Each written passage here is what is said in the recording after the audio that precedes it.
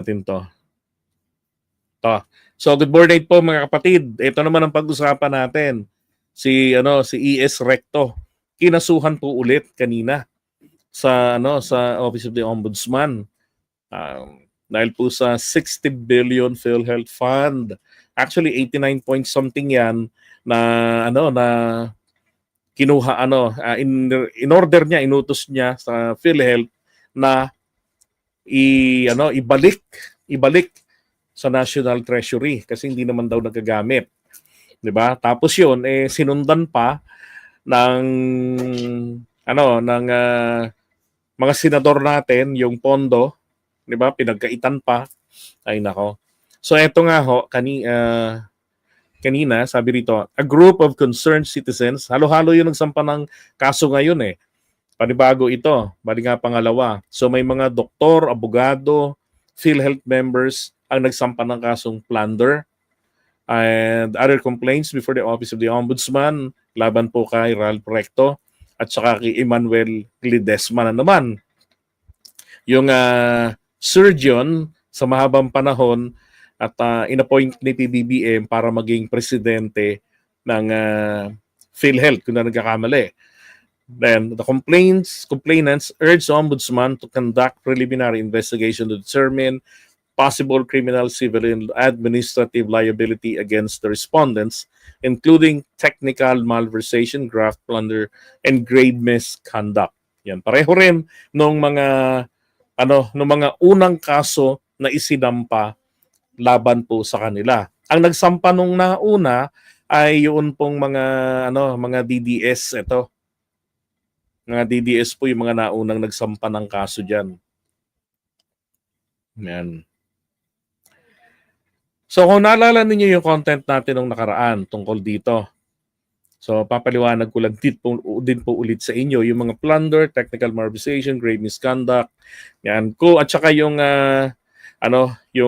naging desisyon ng Korte Suprema. Sabi ni EMS, 'di ba sabi ng korte na walang pwedeng ikaso sa kanya? I beg to disagree, EMS. Hindi po ganun yung sinabi ng Korte Suprema. Pupuntahan natin yung desisyon mismo para maging malinaw. Okay? So ito ho yung grave misconduct. Sabi rito, means serious wrongful behavior by a person in authority or an employee, especially one connected with their official duties. Tatalakay natin ito para malaman nyo po. Pasok ba akma ba itong ikaso laban sa kanila? Yan, so serious in nature, intentional, done willfully. Yung pagpapabalik kasi ng pera, kung hindi nyo po, kung para lang i-refresh kayo 2024 GAA po yung pinag-uusapan natin. Hindi ho 2025 2024. Tapos, tanging 2024 GAA lang sa lahat ng GAA ang merong rider na nakalagay roon yung special provision na sinasabi na nagbibigay ng kapangyarihan sa pamahalaan, sa gobyerno para kunin yung mga pondo. Mamaya, dadaanan natin yun sa desisyon. The rest ng mga GAA, walang ganun. Maski yung ngayon, walang ganun. Kaya kako, malinaw na malinaw ang intention talaga nila nung gawin ng GAA na may kukunin silang pondo. Hindi lang specific na nilagay doon kung alin ang pondo na kukunin nila. Okay? Kaya kasi kung walang intention, hindi maglalagay noon ng rider. Okay? Now, then intentional, serious in nature, yes, it is serious in nature. Tapos sa intentional, yan, sinunod lang naman kasi ni Ralph Recto yung nakalagay roon sa special provision. Tapos, ang isang aksyon na ginawa niya pursuant to this, to be specific, naglabas siya ng kautusan mula sa Department of Finance, inuutusan niya ang PhilHealth na mag-remit ng 89 point something na excess funds nila. Yun. And then, improper unlawful conduct violates law, rules, and ethical standards. So example, ito po yung corruption or accepting bribes. Wala namang ganon na nangyari. Abuse of authority or power. Hindi rin. Kasi sabi nga ng korte, sinunod lang naman niya Kasi may basihan yung rider. At malinaw naman doon na may kasalanan talaga yung House of Representatives, yung Kongreso ng Pilipinas, yung gumawa yung naglagay ng rider doon sa GAA 2024. Okay? Wala namang na-falsify, gross dishonesty related to one's job, wala po. So kung titignan yung grave misconduct, malabo ito. And then ang plunder naman, kinakailangan po ang mga key elements nito ay public officer, tapos meron siyang nahita na ill-gotten wealth, galing po sa pera ng bayan. Tapos yung amount po na pinag-uusapan dito ay 50 million. Hindi po nangangahulugan na kinakailangan si Ralph Recto at saka etong si Ledesma et al. Ay tag 50 million sila, hindi po. Basta at least 50 million yung halaga ng pera na nadisgrasya nila at pinakinabangan at sa paraan ng merong sistema, merong sabwatan. Okay, kailangan series Hindi pwede yung one time, big time, dekwat. Hindi pwede yon. That's not plunder. Okay, ibang kaso yon. Ang plunder kasi, it's a series of overt actions. Ganon, para makana etong nagkakahalaga ng 50 million. And then, sabi, the wealth is acquired through malversation, bribery, fraud, kickbacks, or commissions, misuse of public funds. Yun. Okay, so wala po, malabo ito na nagkaroon ng ganon. Kailangan nilang mapatunayan kasi lahat ng elementong kailan dito, kailangan yan present doon sa presentation of evidence nila. Isa lang ang kulang, hindi po madidismiss lang yung plunder. Ako tingin ko wala, hindi pasok itong dalawang itong grave misconduct at saka itong plunder. Ang penalty niyan mabigat din, 'di ba?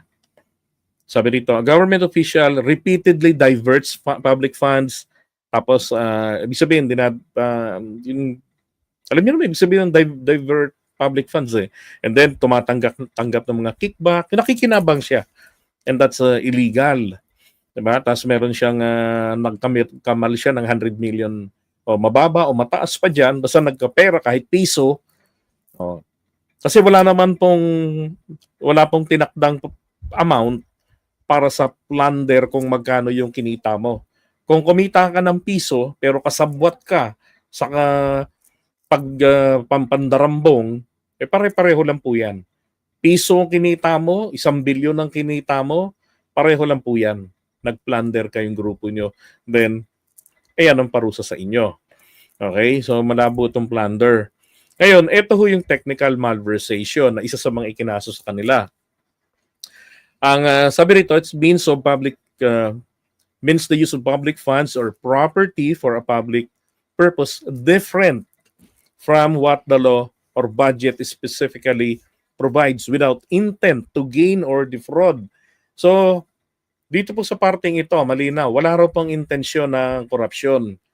Okay, wala pong perang nanakaw. Ang nangyari lang daw ay yung perang itinakda. Yung may takdang paggagamitan ng pera ay na may kosmekos para mailipat sa ibang pagkakagastusan. Yun po ang technical malversation. Ulitin ko, technical malversation, wala pong ninakaw na pera, wala pong korupsyon na masasabi natin dahil pinakinabangan nila personally yung pera, kumikbak sila. Hindi po. Katulad ng isang kaso ni Amy Marcos noong 2018 yata yun. O 18 yun, hindi nagkakamali. Yung 64 million na tobacco excise tax. Di ba, Ems? Meron nun.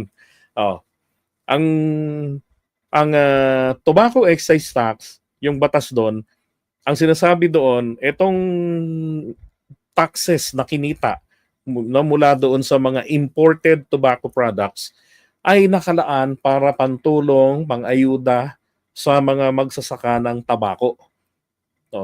Ganun. Ibig sabihin ayuda, pantulong, hindi po yung pangbigay ng cash, pantulong sa kanilang industriya.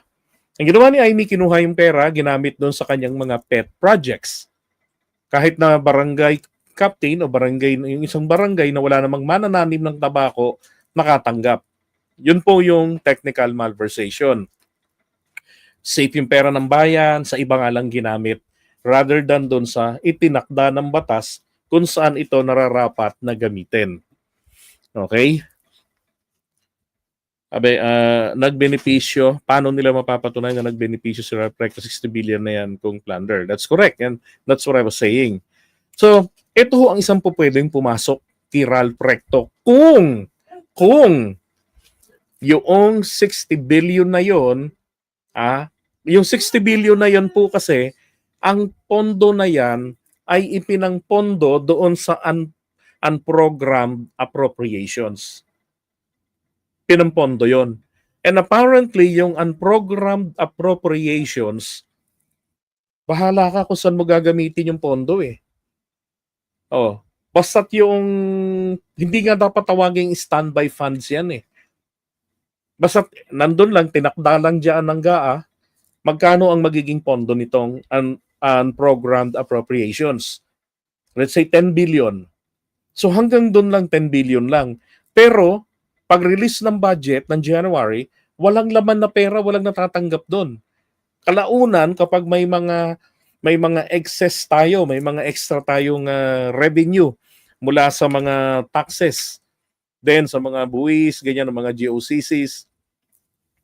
Diyan naman magkakaroon ng pondo na magagamit. Or merong GOCC na nakitaan nila na merong pera, yon hindi ginagamit, nakatenga, pwede nilang kunin kung pwede.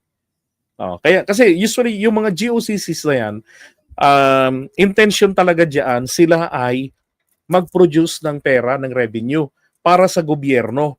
At yun ang gagamitin ng gobyerno na pondo sa mga pangangailangan nila. Kaya lang ho, sa paglipas ng mga panahon, like the saying, in every rule there's an exemption.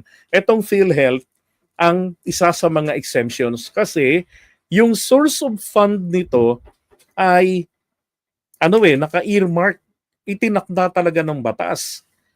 Ngayon, puntahan natin yung desisyon para maging malinaw, lalo yung sinasabi nila na inabsuelto si Ralph Recto ng Korte Suprema. Ito. So, sabi rito sa desisyon nila, alam ko November ito eh. Sabi, the Supreme Court also ruled that the Finance Secretary cannot in any capacity augment any item in the GAA, sabi. Because this power belongs to the President. Okay, tama naman yun. Nasa Constitution yan eh. The Supreme Court also ruled that the President did not commit grave abuse of discretion. So yung Pangulo ang inabsuelto ng Korte Suprema. Sinabi niya nila sa desisyon nila na hindi raw po nakagawa ng grabing pagmamalabis sa kanyang kapangyarihan ang ating Pangulo nang i-certify niya yung House Bill na naging GAA 2024. So in this case, Congress approved the President's certification to expedite the passage of the bill. Kasi it's up to the House of Representatives maging sa Senate kung yung certification ng Pangulo na certified as urgent, padadaanin pa nila sa normal process, tatagal. Pwede naman nilang palundagin yung ganon. So, nasa Congress po yun, sabi rito ng Korte Suprema. Sa Pangulo, may kapangyarihan kasi siyang gawin yun eh. But the rest, trabaho na ng Kongreso yun. Kaya siya inabsuelto ng Korte dyan. Now, the Supreme Court also denied, eto na yung kay Ralph Recto. So, dininay po ng Korte Suprema yung mga kahilingan ng mga petitioners. Yung kabilang yung hiling nila na alamin o linawin yung liability ni Ralph Recto bilang Finance Secretary para sa technical malversation or plunder, ruling that such matters are improper for resolution in this case. So, ibig sabihin po, tinanggihan lang ng Korte Suprema. Hindi po nila inabsuelto si Ralph Recto sa mga kasong binabanggit dito. Okay? Dininay lang ng Korte Suprema yung kanilang kahilingan na alamin. Kasi pag sinabi ng Korte Suprema dyan na pasok dito si Ralph Recto sa technical malversation, ano na po yun? Katumbas na yan ng isang court decision. So ang mangyayari doon, kumbaga, yung trabaho ng ombudsman, ng Sandigan Bayan ay sinaklawan na ng desisyon na to ng Korte Suprema kung babanggitin nila na pasok sa banga sa technical malversation o sa plunder, hindi pasok sa banga, hindi na po kailangan ang paglilitis. Kasi remember, Supreme Court ang may final say, ang final arbiter. Tama? Kaya nga sa kanila ang apila, ang huling halakhak sa apila nasa kanila. Kaya hindi po nila ito pinansin. Hindi po nila ito dinesisyonan bagkus dinismiss nila yung request ng mga petitioners nang sa ganon masampahan ng kaso si Ralph Recto sa ombudsman and eventually kung meron talagang probable cause din sa Sandigan Bayan. Yun po ang ibig sabihin ng desisyon na ito ng Korte Suprema. Okay? Pasensya na sa mga kapwa ko vloggers na pro-admin na ang paniniwala nila rito, inabsuelto po si Ralph Recto. Hindi po inabsuelto. Sa buong desisyong ito, kung inyong babasahin din po, available sa Supreme Court, wala pong nakalagay doon na absuelto si Ralph Recto.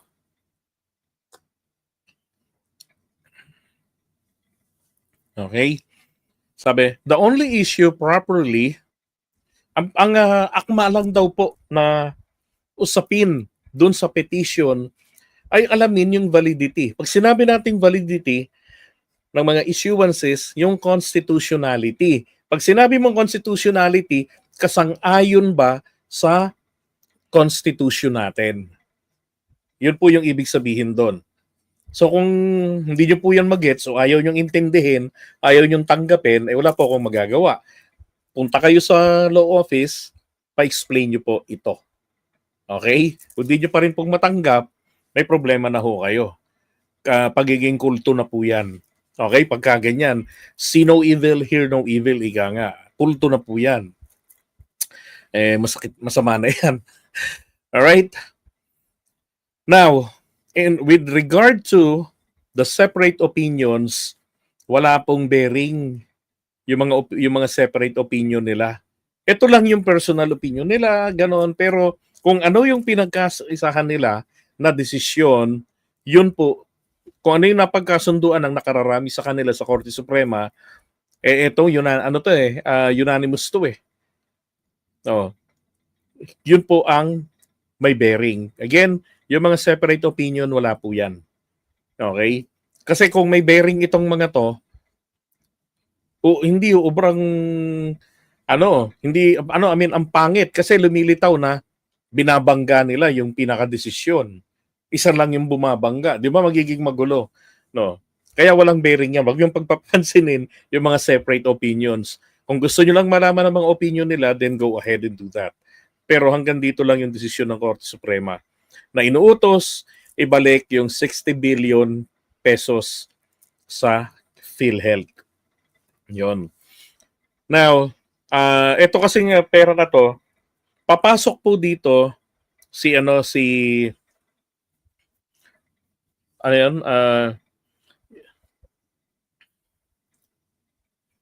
you're welcome. Yun na ba yung pagkakasabi ng korte na no criminal liability for Ralph? Hindi ko magets. Sorry ha, hindi ko magets. Walang korte na nagsabi na ang Korte Suprema hindi nagsabi na walang criminal liability sa Ralph Recto. Walang nakasulat ditong ganon. Maliwanag yung dito sa English ang nakalagay. The Supreme Court also denied the petitioners request to determine the liability. Yun kasi yung nire-request ng nire-request ng mga petitioners. Alamin ng Korte Suprema, kumbaga yung trabaho ng ombudsman, pinasa-shortcut nila sa Korte Suprema. Kung pasok ba sa technical malversation, plunder, etc. yung ginawa nito ni Ralph Recto at saka ni PhilHealth President Ledesma. Mali naman po talaga yung kahilingan na yun. No, kumbaga napakatuso nung mga petitioners nang hingin nila sa Korte Suprema i-determine yung liability. Kasi nga kaya merong mga piskalya, 'di ba? Merong ombudsman para sa mga taong gobyerno na kung saan sila ang unang titingin kung meron bang probable cause. Yung pag-determine kung merong probable cause, diyan 'yun. Ang pagde-determine ng liability. Kaya nga, kung meron silang nakitang may liability, may pananagutan sa tingin nila, isasampa nila yung kaso sa kaukulang korte. Either ombudsman, sandigan bayan para sa mga taong gobyerno or sa mga regional courts. Kung hindi mga taga-gobyerno. So, ganun po yun. Okay? So, malinaw ha? Ano yan, patsamba-tsamba, hindi ka lang marunong umintindi. Ang linaw, hindi po kailangan maging isang abogado. Okay? So sa mga troll na hindi kayang umintindi, malaki ho problema nyo. Sayang ang bayad sa inyo. Eto, abogada nandito. Sabi ni attorney,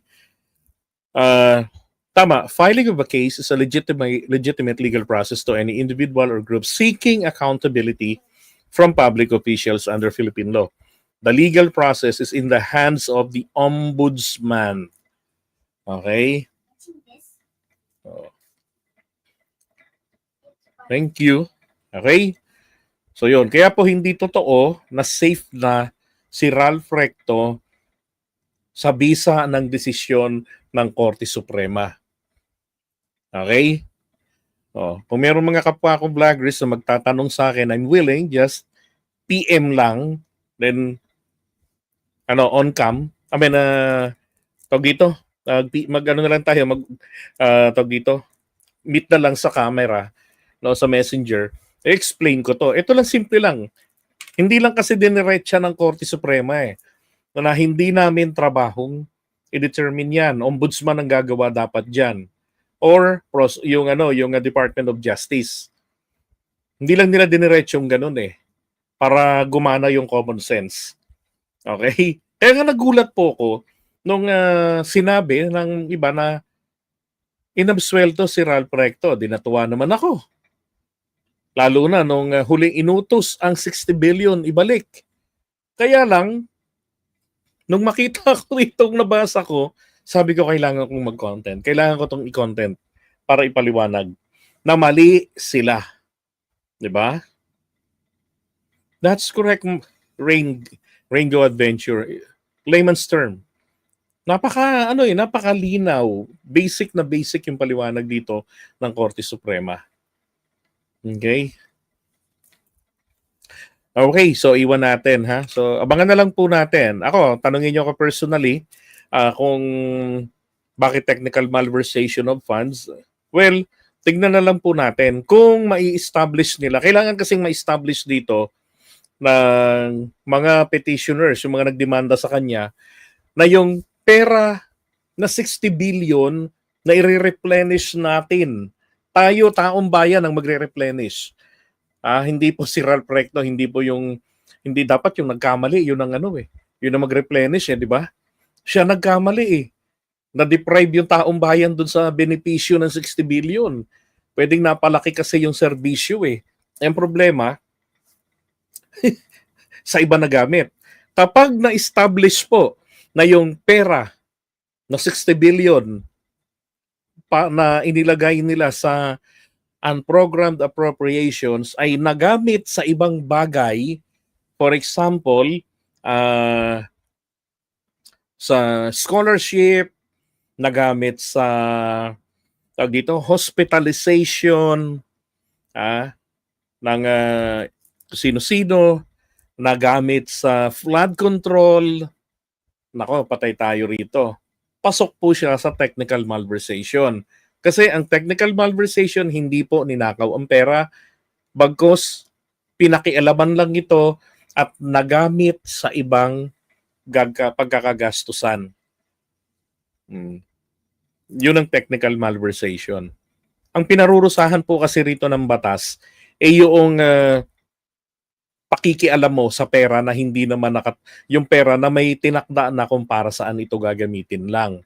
Kasi may mga benepisyong na mahihita ang mga beneficiaries nito. Nung ginalaw mo yung pera na yan, inalis mo, dahil ang paniniwala mo, it's a standby fund, then you made a big mistake. Kasi, dapat din, on the side of PhilHealth, gagamitin nila yung pera na yon sa pagpapalawak ng kanilang serbisyo. Kasi dun po sa UKA, yung Universal Healthcare Act natin, ay ang sinasabi doon, kailangan ang PhilHealth ay magtabi ng pondong katumbas ng 2 taon ng kanilang expected expenses or operational expenses. So kumbaga po, buffer funds good for 2 years operation nila.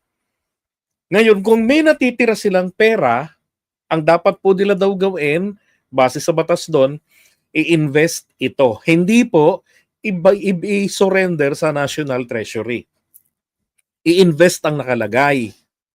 I still remember, the very first time that I talk about this, sabi ko, huwag niyong pigilan dahil tinitira ng mga DDS at ang ibang mga BBM supporters, bakit daw ang PhilHealth ay nag-i-invest? Kako, yan ang isa sa nature ng mga korporasyon. Kailangan nga ang PhilHealth mag-stand alone ito.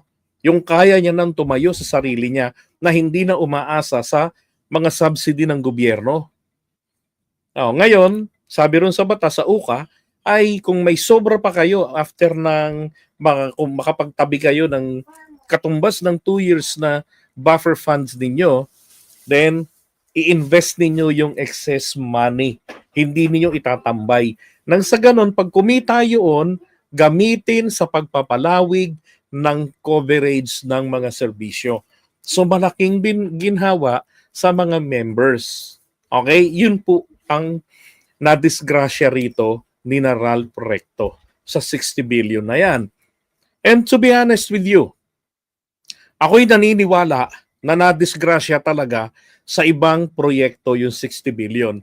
Sapagkat noong September 2025, inutos ni PBBM na ibalik, di ba, ang 60 billion.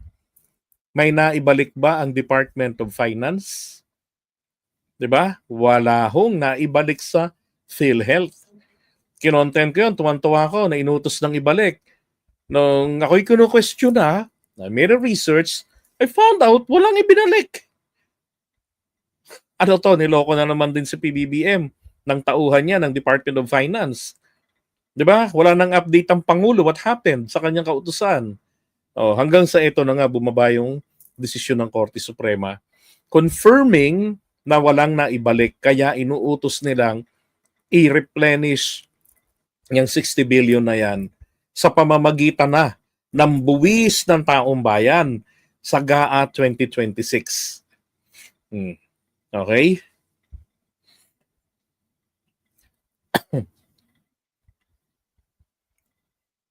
So yung mga member dyan ng kulto, yung see no evil, hear no evil, sorry na lang po sa inyo.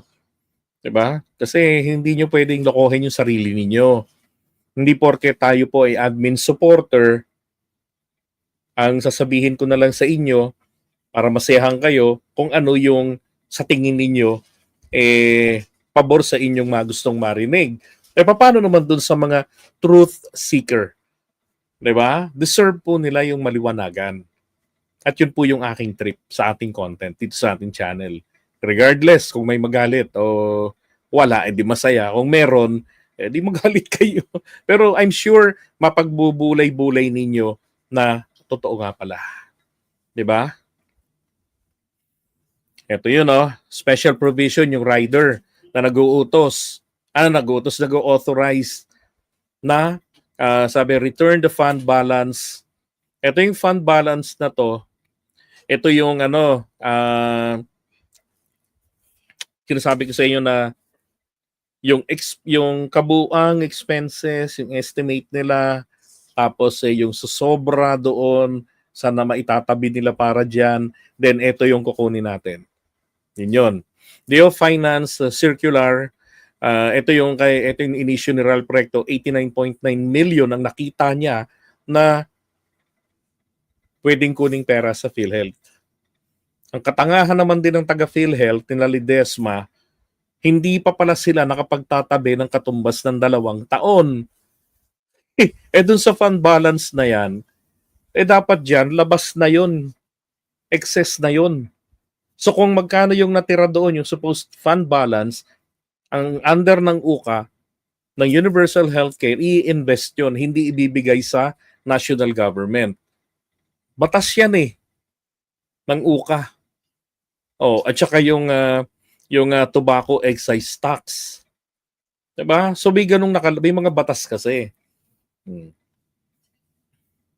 Kaya sabi rito, the Supreme Court struck down yung pong basis, yung foundation ng DO of Circular na to, nakautusan ni Real Proyecto, and struck down ng Korte Suprema ito as invalid or unconstitutional. Kaya, yung kautusan ni Real Proyecto, wala nang bisa yun. Yung nangyaring nakuhang pera, i-revert yun. Kumbaga, itatama, ibalik sa dati, isoli yung pera. Sabi rito, a provision is considered germane. Yung provision daw dapat related. Hindi naman related doon sa GAA. And then while special provision 1D, ito yung fund balance. And section 11 ng UKA, sabi PhilHealth is required to maintain reserve funds up to a ceiling equivalent to 2 years of projected program expenses each year. Yan. PhilHealth must set aside part of its net income as reserve funds. And any unused funds must be invested. Hindi po must be. Must ang ginamit Hindi po sinabing maybe. 'Di ba? Hindi po sinabing shall be. Ang binanggit dito, must be. Imperative yan. Dapat daw po i-invest. Para daw yung kikitain nito ay maipandadagdag. Pabalik doon, may papandagdag doon sa kanilang reserve funds. If the reserve funds exceed the ceiling, naka 2 years na sila ng sobra, na yung may sobra na sila. So yung sobrang pera daw, ang sabi rito,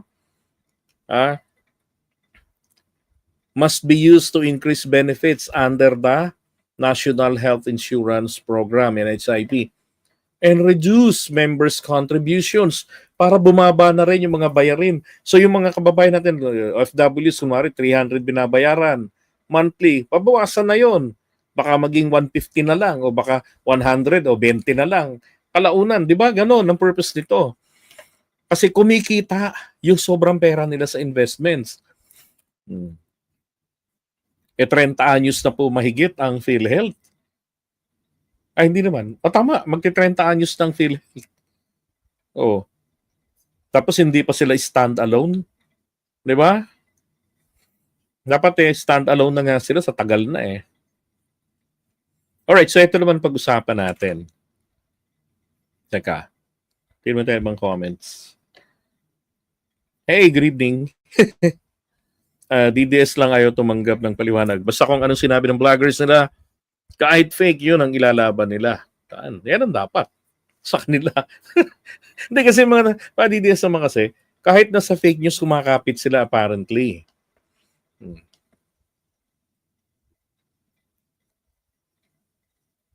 Ito, sabi ni attorney, grave abuse of power daw si Recto because he acted in excess of jurisdiction. Diba? Tama, pasok nga. Pero tingnan natin kung anong gagawin ni Boying Rimulya. Kapag ibinasura ni Boying Rimulya yung dalawang kaso na yan, dalawang isinampa dyan, nako, kawawa na naman si PBBM dyan. Pag sinampahan ni Boying Rimulya ng kaso si Recto sa Sandigan Bayan, nako, sasabihin naman sinakripisyo.